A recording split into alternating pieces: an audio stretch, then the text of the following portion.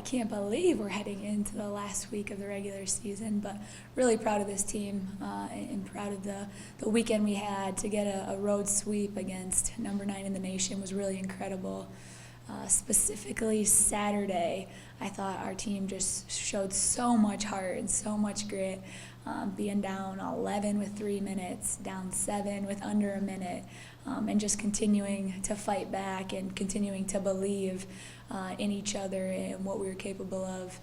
So I thought it was really incredible. One of the best comebacks I've been a part of as a player or a coach. It says a lot about just their work ethic, their character to continue to fight like they did. They're an incredible offensive team. So they're the number 1 team offensively in the conference. We're the number 1 team defensively in the conference. So it'll be really interesting to see how that clashes. But I think overall the biggest key for us defensively is going to be communicating through all of their screening action. They have so many screens going on all the time. The biggest thing is really just going to be communication. Their leading scorer, one of the best scorers in the conference, number 2, Nelson, that will be another key. And speaking of last weekend, I think Cassidy Trotter did an awesome job on Grand Valley's best player, limiting her to 7 points and 3 points respectively. Her defense has just been outstanding, and I think that this weekend she'll have to do the same thing. And overall, our defensive urgency that we had and have had throughout the season will really have to be there again. It'll be a little bit different because Parkside guards differently than Grand Valley, and I think we'll have different advantages per se.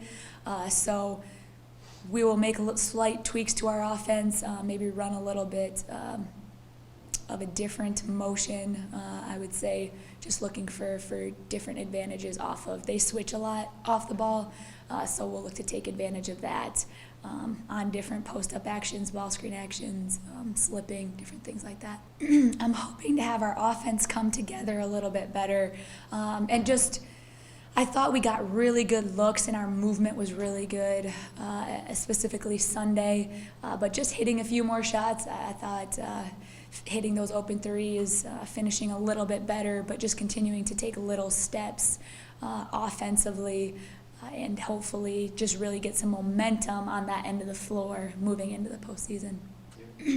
I've been really happy with our bench production. I think almost every game, not every game, but a lot of games, our bench has outscored the opponents.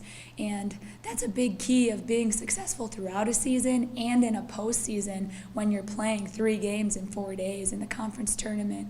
You have to be able to trust whoever you put in, and I can do that. I can put in players, and I know they're going to execute our defense. And Kylie Mogan, Tessa Lease, they hit big threes for us this past weekend, and we're looking forward to the rest of this regular season this weekend and throughout the postseason.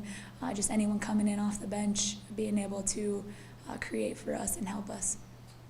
I don't know if the players look at the rankings. They probably do.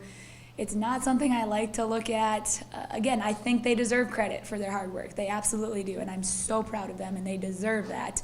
But it's not something I want to fixate on. It's not something I want to talk about a ton with our team or with our staff, because as I've mentioned, I truly believe it's taking one day at a time, one game at a time, one possession at a time, and you can't fixate on the outcome. You really, really have to fixate and focus on the process, and that's the only way, I think, to be successful.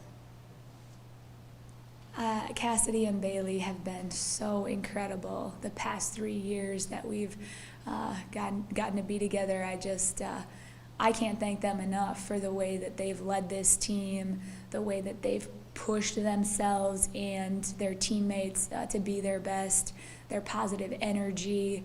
They're just incredible to be around on and off the floor, and it's bittersweet because it's their last year, which is so sad, but they're leaving a legacy like they wanted to, and I know that after they graduate and they're done with basketball, they're going to go make the world a better place, wherever they end up, being doctors or in the business field, wherever they end up, they're just they bring such a great energy, and they're going to make any place and the people that they're around better.